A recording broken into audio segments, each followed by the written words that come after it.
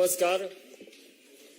अपने बीच भारतीय जनता पार्टी के वरिष्ठ नेता केंद्रीय मंत्री माननीय अर्जुन राम मेघवाल जी आपको संबोधित करेंगे। आपको संबोधित करेंगी भारतीय जनता पार्टी की माननीय राष्ट्रीय मंत्री डॉक्टर अलका गुर्जर जी। मेरा विनम्र निवेदन है माननीय मेघवाल जी से कि आपको संबोधित करें। धन्यवाद संजय जी, मेरे साथ अलका जी और सभी मित्रों। देखिए, आज मैं आपके बीच उपस्थित हुआ हूं। वैसे तो प्रतिदिन राजस्थान में ऐसी घटनाएं घट रही है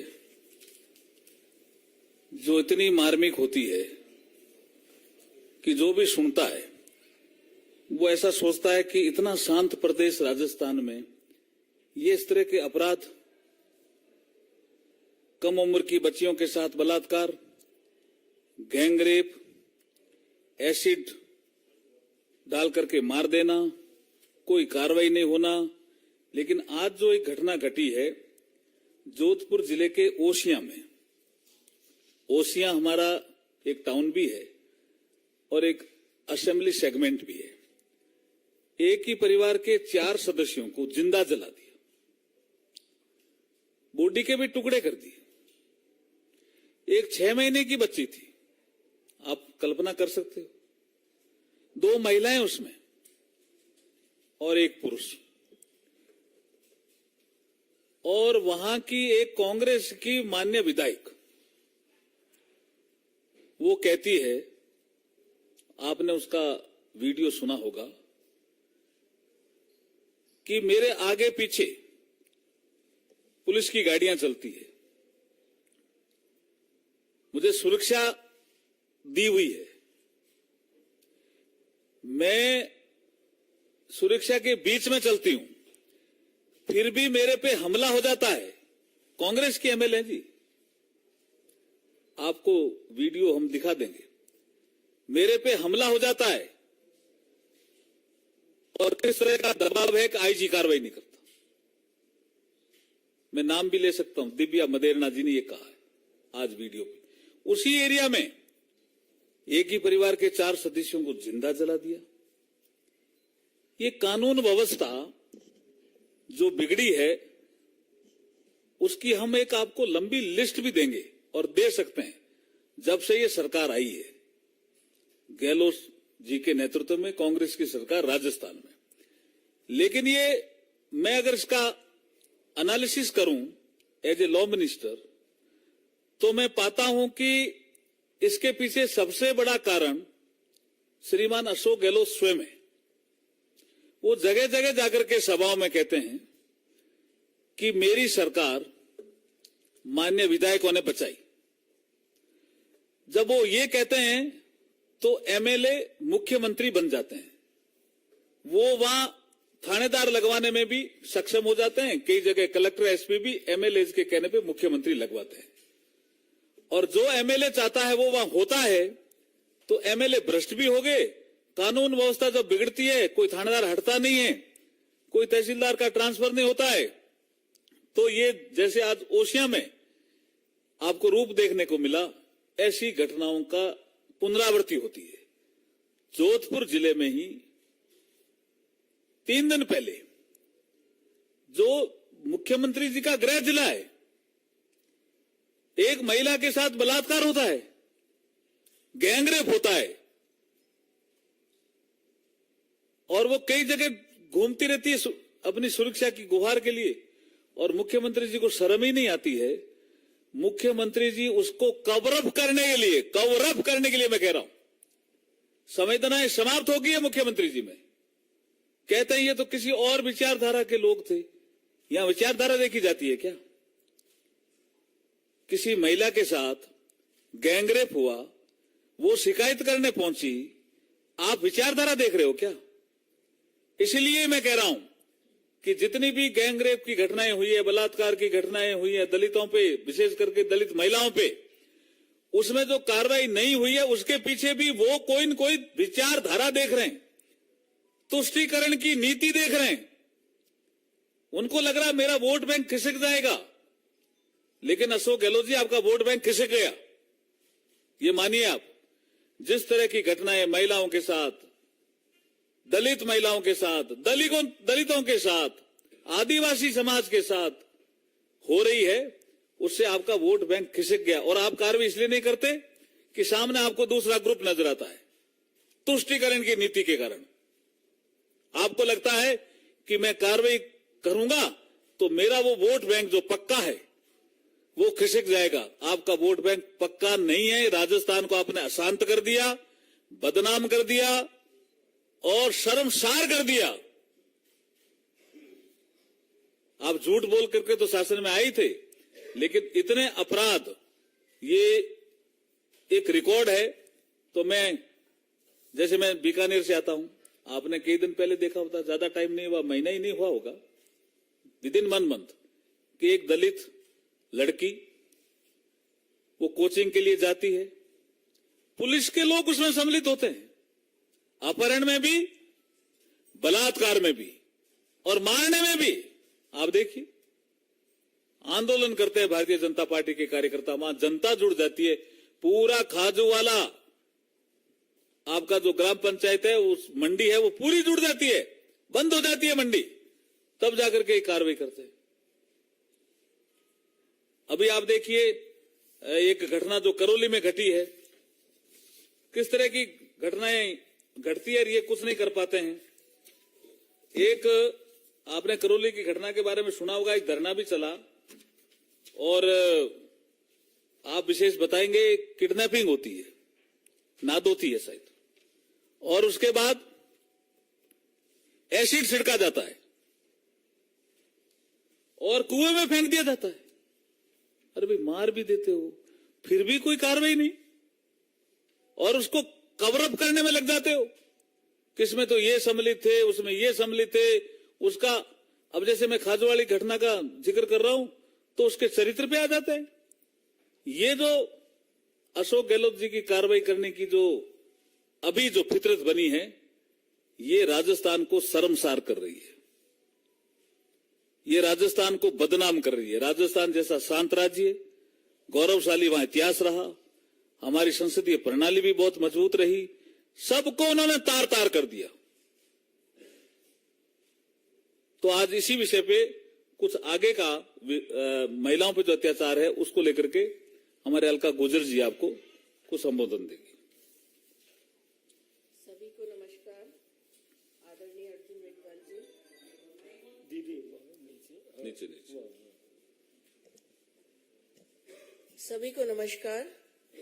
आदरणीय अर्जुन मेघवाल जी और समस्त पत्रकार बंधु, आज वीरों की भूमि से मैं आती हूँ, वीरांगनाओं की धरती से आती हूँ, जो हाड़ी रानी का प्रदेश है, पद्मिनी का प्रदेश है।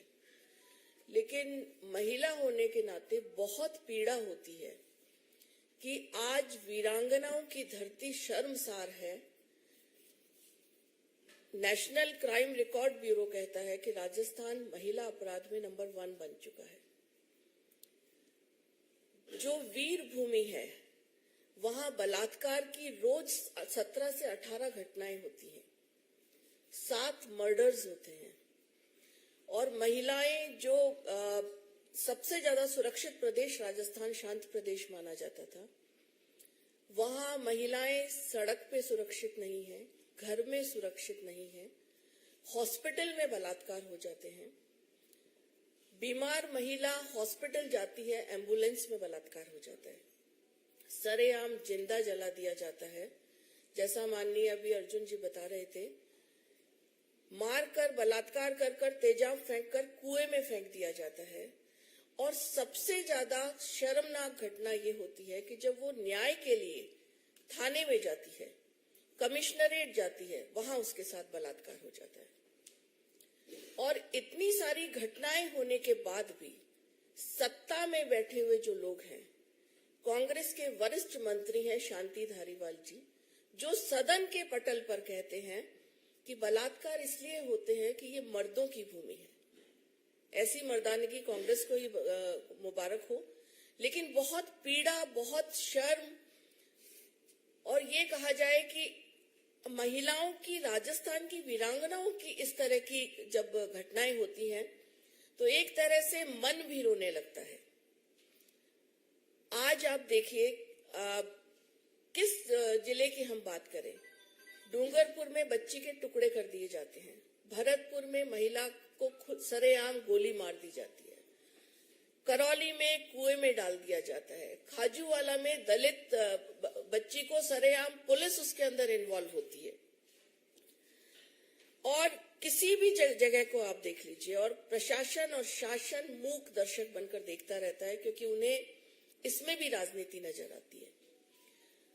पहली बार ऐसा होगा कि मंत्री के पुत्रों पर भी इस तरह के आरोप लगते हैं और कार्यवाही के नाम पर एक बिग जीरो होता है, क्योंकि शासन की मंशा ही नहीं है कुछ करने की। अलवर में एक मूक बधिर बालिका के साथ बलात्कार होता है। एक घटना मैं सिर्फ आपको बताना चाहती हूँ उदाहरण स्वरूप। बच्ची बहुत सिख परिवार से थी और बहुत निम्न स्तरीय जीवन जीने वाले लोग थे, रोज कमाने खाने वाले लोग थे, लेकिन वहां भी संवेदनहीनता की पराकाष्ठा ये है, इनकी राष्ट्रीय नेता प्रियंका जी, जो यूपी में कहते हैं लड़की हूं लड़ सकती हूं, बहुत फेमस डायलॉग है उनका, उनको बहुत शौक है राजस्थान में आकर पिकनिक मनाने का। वो रणथंभौर में आती हैं। उसी समय की ये घटना है अलवर की बच्ची का। हम एक शिष्टमंडल के रूप में उस परिवार की पीड़ा को लेकर प्रियंका जी से मिलने का प्रयास करते हैं। प्रशासन द्वारा कार्यवाही करना तो दूर, हमें अरेस्ट करवा दिया जाता है और प्रियंका जी को फुर्सत नहीं होती कि वो एक लाइन या एक शब्द भी उस पीड़ित बच्ची के बारे में बोले। प्रशासन को इस तरह से मैनेज किया जाता है कि प्रियंका जी चूंकि यहां पर हैं तो इस मुद्दे को ज्यादा नहीं उठाना है। महिला की अस्मत उनके लिए मुद्दे बन गए हैं, संवेदनहीनता की पराकाष्ठा वहां हो रही है। और आज बहुत पीड़ा के साथ मैं ये कहना चाहती हूँ कि हम बहुत शर्मसार होते हैं, हम बहुत शर्म से झुक जाता है कि जो हमारी ऐसी धरती, जो पद्मिनी की धरती है, वहां महिला अत्याचार में आज हम सबसे आगे बढ़ते जा रहे हैं। मैं अशोक गहलोत जी को आह्वान करना चाहूंगी कि राजस्थान की महिला अब आपको माफ नहीं करेगी। इन माताओं बहनों का श्राप ही है जो आपको अब इस चुनाव में भी पता लगेगा। और जिस तरह से ये अत्याचार की घटनाएं बढ़ती जा रही हैं, विशेषतः दलितों पर और महिलाओं पर, जनता उन्हें वास्तव में अब आईना दिखाने वाली है। धन्यवाद। क्वेश्चन होंगे ना? प्रश्न इससे संदर्भित ही प्रश्न। कानून व्यवस्था। अरुण जी मेघवाल जी, क्योंकि आप कानून मंत्री भी हैं और आप राजस्थान एडमिनिस्ट्रेशन में भी रहे हैं, तो अगर आपकी सरकार राजस्थान में आती है, सबसे पहले तो आप कैसे इंश्योर करेंगे कि ऐसी घटनाएं न हो, और क्या इंश्योर करते हैं कि कोई घटना ऐसी ना हो? देखिए, हमारा काम करने का जो तरीका है वो डेवलपमेंट और गुड गवर्नेंस हमारी हाईएस्ट प्रायोरिटी है। कांग्रेस सरकार का काम करने का तरीका है तुष्टीकरण की राजनीति, वोट बैंक की राजनीति। फर्क समझना पड़ेगा। तो हम जहां जहां भी हैं वहां इस तरह की घटनाएं कम है। अभी जैसे अलका जी कह रही थी 17 बलात्कार रोज राजस्थान में, 7 मर्डर रोज राजस्थान में। तो ये इसलिए ना कि वो तुष्टीकरण की राजनीति और वोट बैंक की राजनीति उनकी प्रायोरिटी है, हमारी वो प्रायोरिटी नहीं। हमारा डेवलपमेंट और गुड गवर्नेंस प्रायोरिटी। आप देखिए भरतपुर में क्या हुआ, एक कैदी, दोनों तरफ पुलिस, और मार देते हैं। ये क्या इस तरह की घटनाएं होती हैं जी? और कोई प्रश्न? ठाकुर रविंद्र सिंह।